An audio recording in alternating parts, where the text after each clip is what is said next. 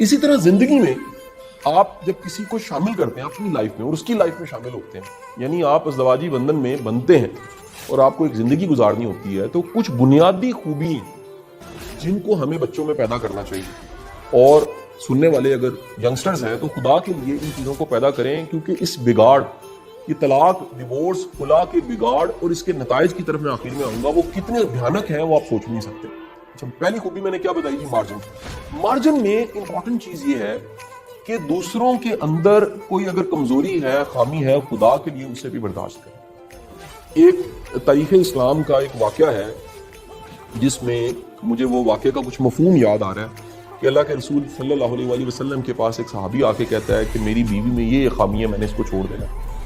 तो अल्लाह के रसूल सल्लल्लाहु अलैहि वसल्लम फरमाते हैं कि आप जाइए, उसकी को खूबी कल मुझे आके बताइएगा और फिर फैसला करेंगे कि उसको छोड़ना कि नहीं छोड़ना, तलाक देनी कि नहीं देनी।